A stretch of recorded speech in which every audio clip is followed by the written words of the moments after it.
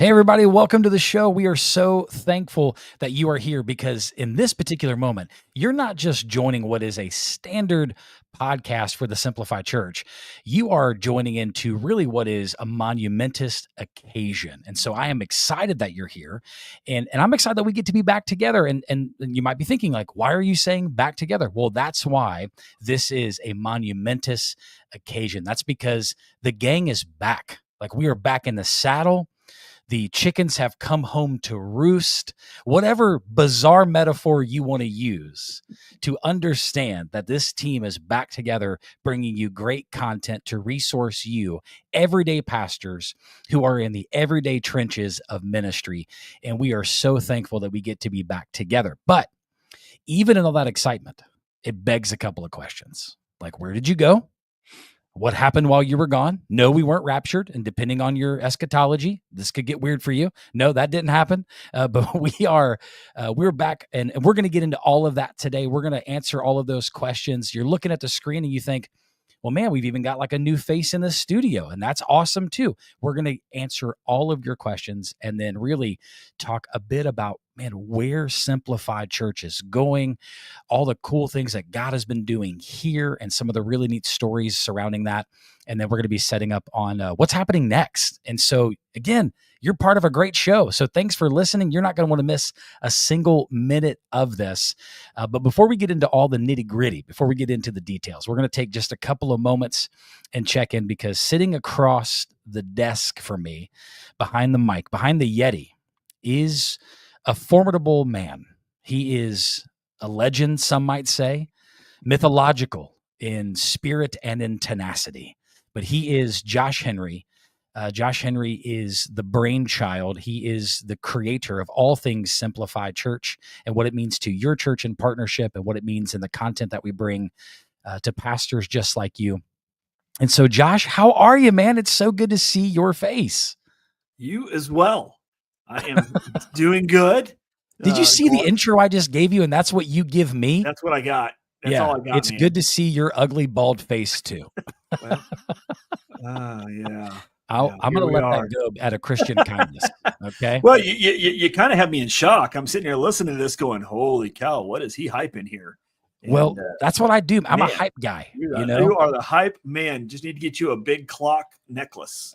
Yeah. Well, I had one, but it unfortunately wasn't Timex. The 1990s were over. You decided to get rid of it. I know that people are like, you got to stop doing that. Also, quit riding this bus. You're making everybody uncomfortable. But no, man, it really is super good for me. It's good for my soul. It's just good to be able to be with you. So tell me, man, what's going on? What are you up to? What's happening right now in the world of Josh Henry?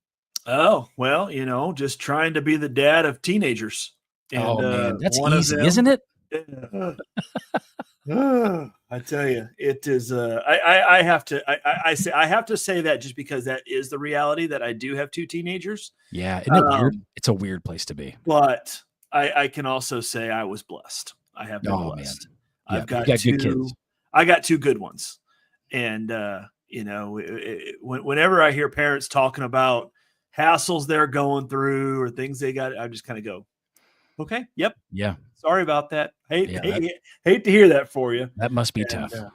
Yeah, it's but it's great. We'll date the episode here, but my daughter got her driver's license today.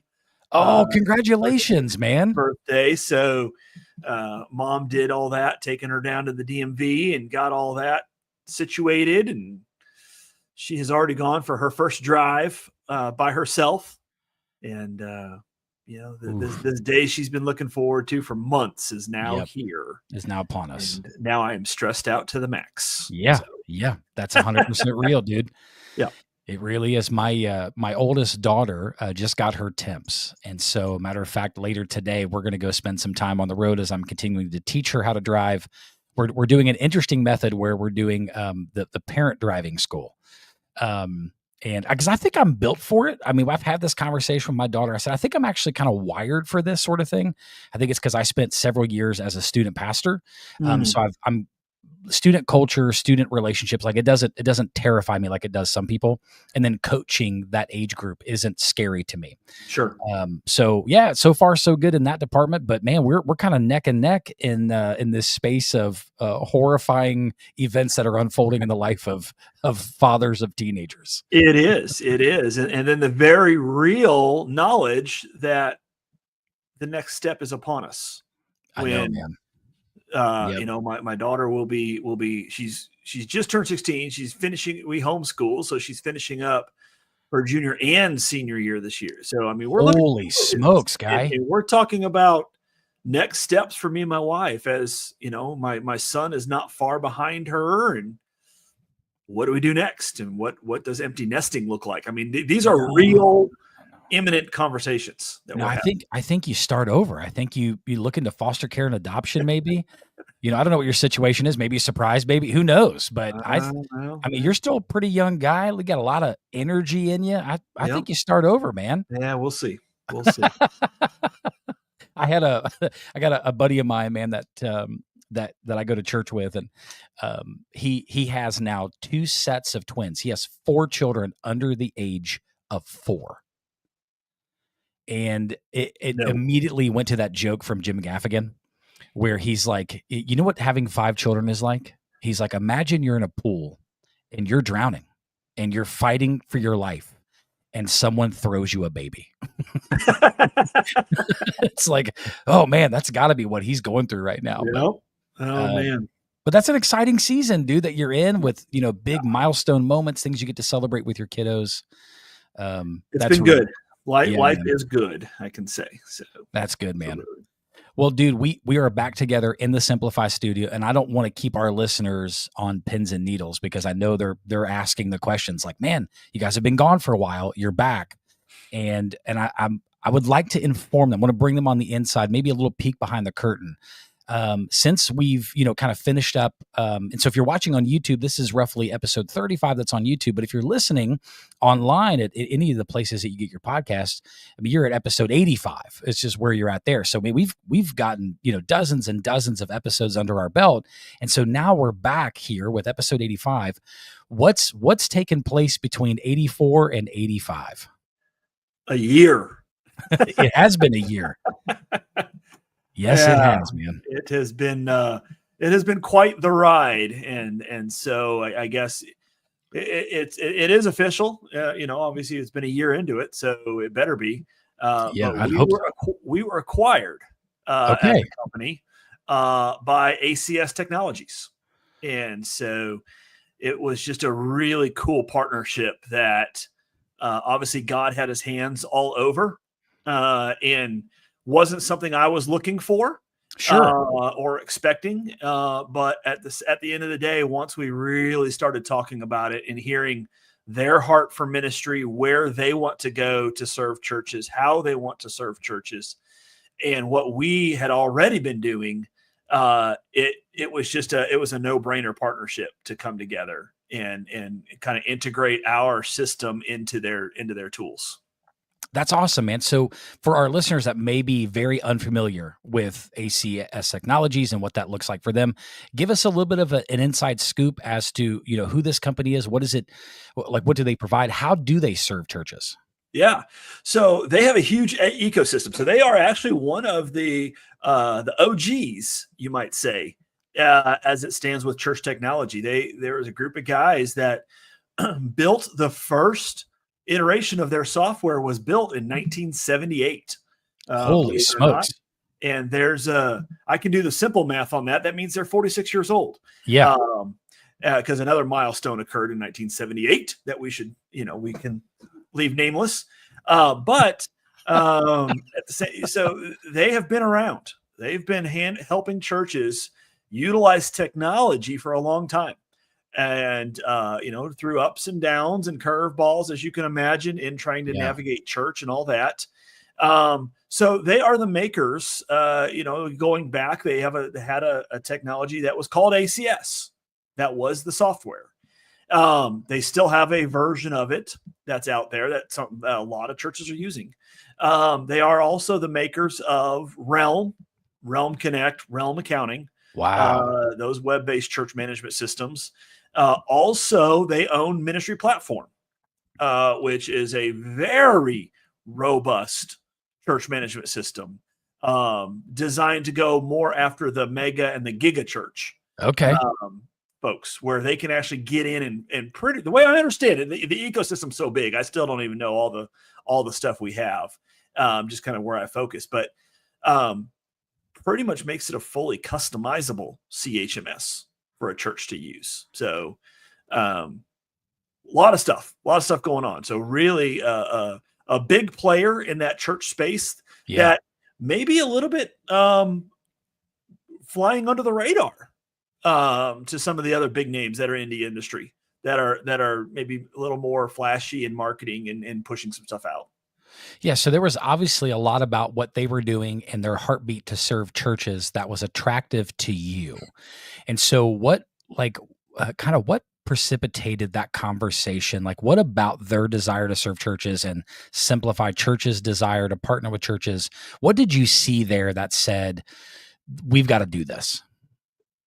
Yeah, well, it really. I mean, I'll be honest with you. In the first conversations we had, originally they were going to look to just contract us to help serve a bookkeeping and accounting service they were providing. And then the more and more we talked about it, it became more and more evident that maybe this was a different way to go, that we should, more fully integrate together in an acquisition. And I remember telling them, hey, guys, I've been doing this for 17 years. Yeah. I've had a lot of freedom and autonomy that I don't know that I could give up. And so my first answer was no to them when we started about becoming a part. But then as we talked with my wife, that kind of helped to change that answer. Sure. But then really talk through again, the culture and the heart and the desire and all those things. It really did become evident that we could continue to operate in a lot of the same ways that we were with the freedom and what we were doing, just under like, a new, a bigger picture corporation, that the backing and some of the stuff that we got from them. And so from your perspective, then it seemed like that what ACS was doing would not only obviously align, in terms of values and principles and overall desire to really come alongside churches, but you also saw it as a way to kind of help the churches you were already serving have more offerings, more opportunities to get a little, technologically smarter, organizationally smarter as churches try to continue to keep up with the rapid pace of the way things change and the way that they communicate with their people. And so obviously that was probably something that was super attractive. Yeah. It really was. I mean, we were definitely at a point where I would equate it back to church growth. Yeah. And you go from church planting and all those stages. And you always talk about, well, we hit the 50 number of attendance. Well, then we want to hit the 100 number. Well, then we want to get to the 250 number. Oh, yeah. And then every step of those are those benchmarks or those milestones that we get to in church growth. And every next step is exponentially harder than the one before it. Now take that to a business perspective, same concept. We had hit a plateau that the next step was going to be infinitely harder than the ones previous. And the resources, other pieces that came to play that we got from being part of a bigger corporation. Yeah. At the end of the day, man, really enabled us to grow. Where, I can say it, when we moved over last year, we were serving 200 churches. Oh, wow. That's a lot, man. That's what we had. We sit today serving 318. Dude, that is awesome. Yeah. Like, oh my gosh, the way that you're able to help those churches, the way they're able to resource them, especially in the space of finance and bookkeeping, because man, it's not easy, dude. Like any pastor listening right now is like, oh yeah, I remember when I went to that great class at Bible college or seminary that really equipped me to handle financial management of church. That never happened, right? Like, so that's awesome, man, that you're able to help that many churches. That's incredible. Cool. Yeah, it's been a cool ride. It's hard to think. I mean, I remember back when we first started the company, and it was like, man, I can't wait till we're serving 25 churches or I can't wait till we're serving 50. Right. To now look at it and then we're in that time of the year, and hint, pastors should probably start thinking about this to plan for next year already. Oh, Believe it or not, man. we're knocking on the door of September in Yep. Q4. But we're talking about next year and looking at projections, and okay, well, if we've pushed that 300 mark, what do we need to look at for the next year? Yeah. What does that need to look like as we learn and grow and can really streamline some efficiencies in what we're doing? So, man, I got to be thinking about for folks that have really come to love and appreciate the Simplify brand, its offerings. Man, when I was in that space of ministry, you guys were so helpful even to me, because I mean, dude, I had so many questions that only ever seemed to create more questions. Like I didn't Right. have answers. And you guys you were truly instrumental in helping it like get easy for me and to feel confident that I could figure this out. So pastors are hearing that, and they know that what the brand offers. They know the kind of comfort and security that having a Simplify partnership, what it brings to the table. But now that you're a part of this larger family, and of course, man, we want to sell it as like, oh, it's great, like it's more offerings, more opportunity, and all of that is true.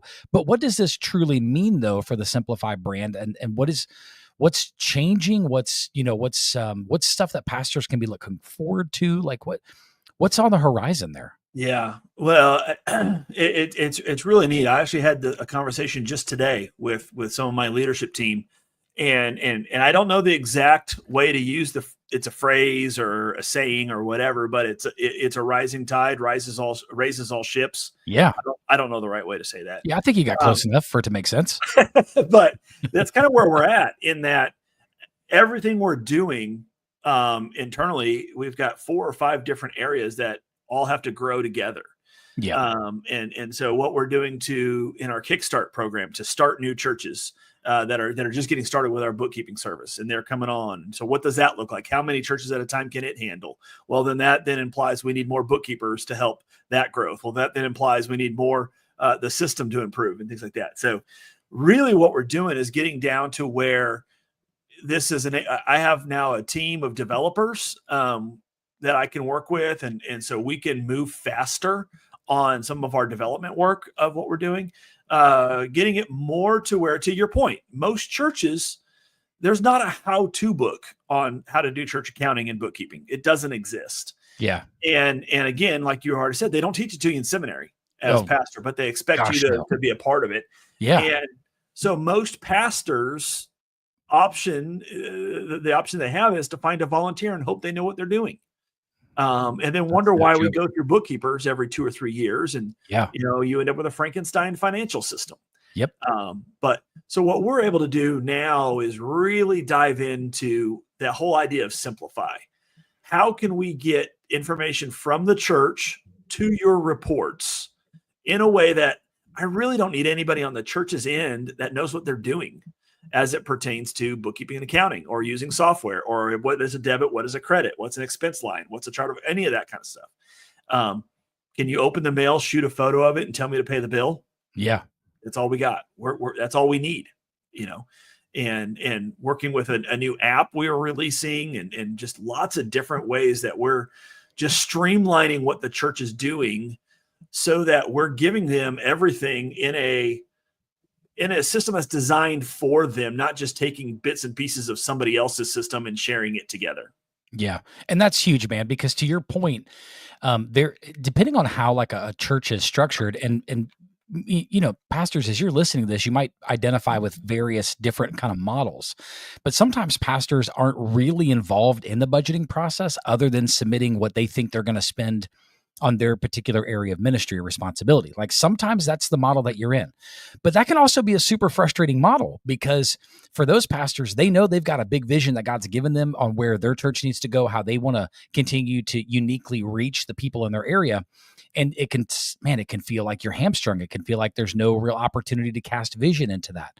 And so by making a shift like this, it really takes and kind of streamlines the process of budgeting and streamlines the process of reporting so that you can have more time and be freed up to do that dreaming and that vision casting on where ministries need to go and how to pay for it, and then how to spark generosity within your people so that we can see continued growth, not only with the mission of the church, but also with the budget that we need to support the mission of that church. And sometimes if you're in a model where it's kind of, you're kind of cut out of the process a little bit, the people that are in charge of that, they may have a very particular philosophy on church budgeting and how expenditure should look. And dude, man, I remember, just years in ministry, like, hey, here's your budget. When I started in youth ministry 100 years ago, I think my first budget for that first year was $1,200. Mm-hmm, mm-hmm. Go reach the masses, really equip and empower the next generation with the gospel. These are our future leaders, and we believe in that $1,200 worth. Right. And every expense was a fight. I want to get an Xbox for the youth center. Well, do you need it? What about an Atari? It's like, well, what is happening right now? And so I think pastors identify. Yeah. Get yourself an iBox, right? Like the kids love those things. But that's a powerful model that exists in a lot of churches today. And so by introducing the concept of Simplified Church into the conversation, it allows us to maybe kind of pry the future of the church financially from the cold, dead hands of traditionalism. And there's there is some benefit to that. But there's also a lot of pastors that are listening right now, and they are thinking, dude, I did not know that when I got into this, that I had to be chief vision officer, chief financial officer, chief preaching officer, chief discipleship officer. Like, they didn't know that it was going to entail all of this. And so what you guys bring to the table, especially now that you have this incredible partnership with ACS, is like, now you have more things to make it easier for pastors to do the budgeting process, to cast vision, and to create generosity in their churches. And I mean, essentially what you guys did for me is what you've done for 300 plus other churches, which is put more time back in the hands of pastors, which is huge. So I think it's important, and maybe I'm overstating it because I'm a little biased, obviously. But it's important to recognize that there's nothing that you guys have been doing by way of serving churches that's going to even miss a beat with this partnership, right? Oh yeah. No, I mean, we stepped right in, and I mean, October 20th, when the we were Simplified Church as its own entity, and October 21st, when we became employees of ACS Technology, didn't look any different than the day before. That's awesome. I mean, there was some, obviously, anything there's going to be some things that are changed. How do you request time off? Those kinds of things. But forward facing to what our church partners see and our ministry partners are looking at, most of them were none the wiser until we were able to say, oh, by the way, this happened. Yeah. And here's what's to come. Which is really an incredible way to do that. Because that's one of the things I think I loved about, you were sharing your heart in this process when you first kind of talked about it, was it allowed you to love your churches better. It allowed you to serve your churches better. And man, when we can make partnerships exist like that, like that's really, it's gospel centered in many ways, because it's not trying to take away from what we're doing, but looking for more ways to be better at serving and better at thinking of others. I mean, it's like what we see in Philippians chapter 2, like when Paul calls the church to really serve one another from a place of humility and a place of unity. And when we can create gospel partnerships that allow for that, like, dude, that is a beautiful thing. And that's why I've been so stoked about this. And I know you guys have spent the last year, I mean, really trying to integrate and make this work, and all while serving your churches and casting vision around what's next. So I think all of that's really cool. And I hope that gives a little inside baseball to all of our listeners and all the pastors that we're serving, so they can continue to understand why this partnership is so beneficial. But the other looming question that kind of sits out there is, what does all of this mean for the Simplified Church podcast? That's the big question. Yeah. I mean, it means we're going to get it going again. Yes. And, I think there's a lot of opportunities here. Real quick, take one half step back. I was thinking about this and the parallel between where I went as, the chief everything officer that was of Simplified Church before the acquisition. Everything fell on my plate, and I'm worried about making payroll next month. Sure. To where now with this acquisition, I don't worry about that. I don't have to worry about how we're doing payroll. If we're going to make payroll, I don't have to worry about HR. I don't have to worry about finance, and that parallel, I would say, to a lot of pastors that choose to partner with us. We become that outlet for them in that they get to focus on what they do well. They get to focus on what they were called to. And that's kind of what I had. My wife reminded me, she goes, you really like building things and talking with churches and being the visionary and growing the business. You don't like the day-to-day back-end business operational type stuff. Right.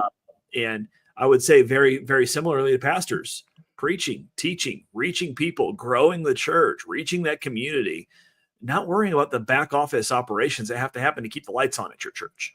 Yeah. In a very parallel analogy of where we're at from this acquisition. But with that said, when we were able to kind of revisit together and say, what happened to the podcast? Why? I think we both kind of reached a stage in life where it was just a lot on the table. I don't think there was a decision to stop doing it, but at the same time, it was too much to keep going at the time.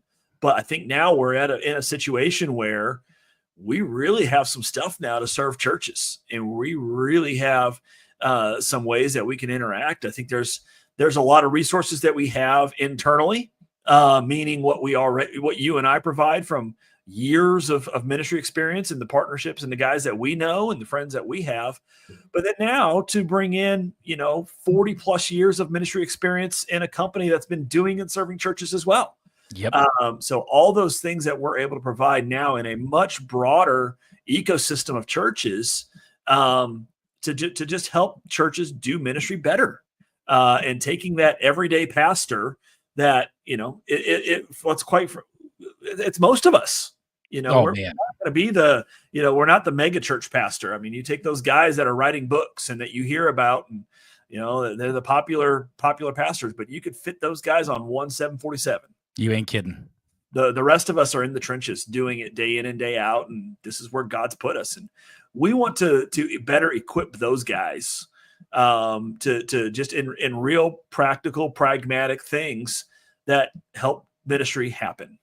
Yeah, man. And that's honestly what I've always loved about this podcast, is because it did care for the everyday pastor. And we were always very careful and intentional with that language, because we weren't saying that like who this podcast was for and who it wasn't for. What we were recognizing is that when we talk about church culture, especially in the United States, we often get drawn to the celebrity pastor or those really large churches that do influence. Like there are some great churches that are giving away free resources, that they are doing things to equip other churches. And I love that. I mean, I love what Life Church does. You can go to Life Church and you can get all sorts of sermon series and prep stuff and printables and video resource. Man, that's awesome. I love that. I think that's great. But for the vast majority of the, 400,000 churches in America, the percentages of those churches, it's these are guys and gals that are working at churches that they might be the only one on staff. Or maybe just a couple people or some, part-time folks and some really high capacity, long-time volunteers. And so sometimes having an outlet where you can go to and say, man, I need to learn something, or I want to be challenged on something, or I want something to give to my team, regardless of its size. I want to be able to give them something so we can spark conversation, so that we can do better organizationally, so that we can do better with our ministry efforts. Man, those resources you would think are just as easy as going to Google and typing in, how do I do this better? Or how do I find resources? And the reality is everyone's always trying to find either the next big book that was written on it, and then you're going, well, this won't apply to us. Like, this doesn't make sense to where we are. Or they're looking for this next great wave of, ministry culture that we can implement, when you recognize that, well, it doesn't really make sense where we are contextually. And so we just recognize that everyday pastors just want everyday resources. And our goal here is not to be the experts in the room that say, just go do this. And if you do A and B, you're going to see this incredible result. I feel like a lot of what Simplified Church does here on the podcast is we try to start conversations, because I think the gold that we're looking for, it's in the conversation. And so if we can help equip you to go back and have better conversations, to be more challenged, to perform better and to lead better, but also to equip the people that you are leading, that you are trying to give direction to, and you can help start conversations, oh man, you will discover quickly that there's a lot of gold in your church that you've yet to begin to mine. Yep. And so that's going to be kind of our focus. And so I want to talk our listeners just briefly.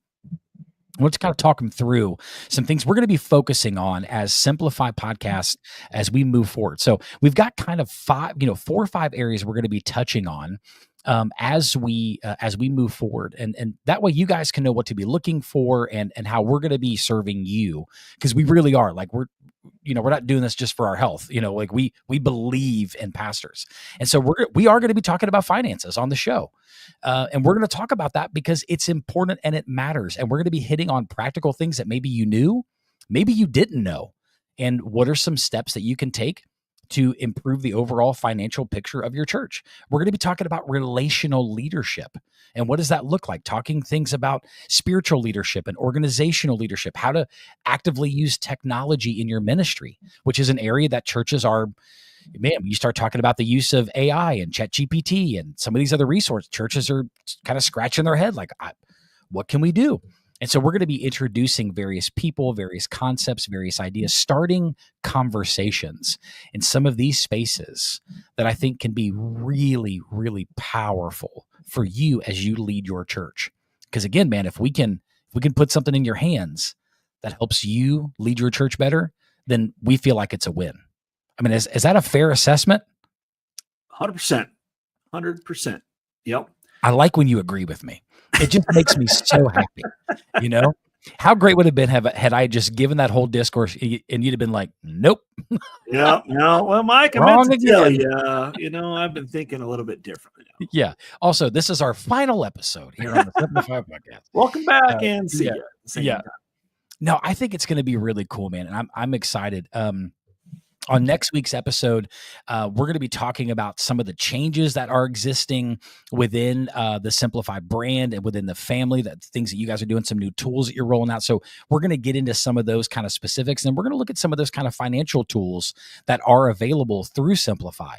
And so don't think of it as a giant commercial for Simplify, but hey, man, if it does spark an interest, like we would love to continue that conversation with you for sure. Like you can go to simplifychurch.com and you can get more information there like 24/7, but we're going to be talking a little bit more inside as to like who Simplify is, and that way for those of you that maybe you don't know and you found this video on YouTube and you're like, oh man, what is this? Or you've listened to this episode wherever you listen and you're like, now I'm kind of curious. So we're going to be getting this to a little more of the nitty gritty of that on next week's episode. But Josh, man, it is good to be back, dude. I am so excited for the future of the podcast and how we're going to be resourcing pastors, connecting with them, and rolling out some new resources. Man, just give me maybe one thing, if you can narrow it down, like one thing you're most excited about in this kind of new venture, this new season of podcasting for Simplify Church.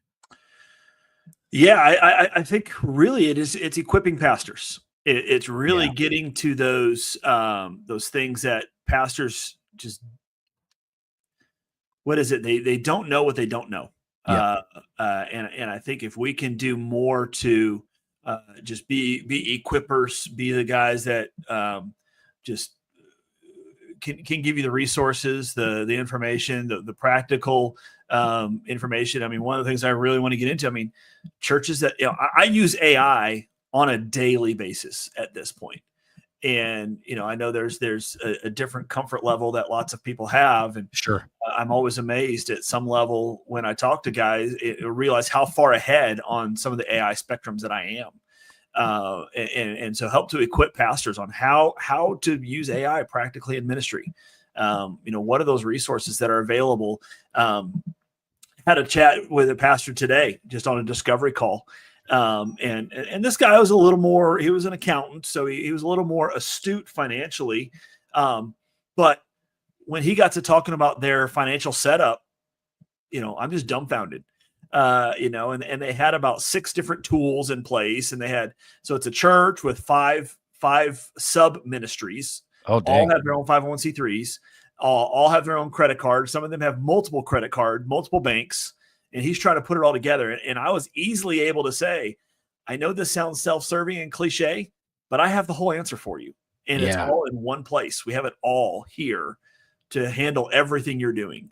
And so to be able to help a pastor not feel like he has to reinvent the wheel or do all this research on finding all these different tools and hope they all fit together, to really say, look, we can just give you this entire financial foundation for your church that you don't have to worry about it.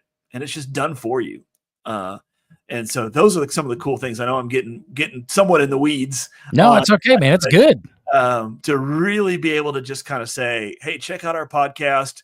We're just here to have conversations, and maybe we'll have a little fun, tell a few jokes, and make some snide, cynical comments along the way. Oh, that's a guarantee. Yep. Mm-hmm. Yeah. Coming for you, Presbyterians. No, I'm just kidding. Like, calm down. They instantly pitchforks. No, we are going to have some fun along the way, because that's the other thing about the show is we don't take ourselves too seriously, and we do like to have a good time. Like, yeah, I mean, we are obviously professionals, but we do want to have some fun, because man, church is hard, ministry is hard, and if we can't take time to laugh, you just end up crying somewhere in the in a burned out parking lot, just just thinking about the decisions of your life. Like, you want to be able to have some fun along the way. Pastors, church leaders, we love you. We are rooting for you. We are pumped to be back and to be in your corner. If you have more questions, it's pretty simple. You can email us at any time.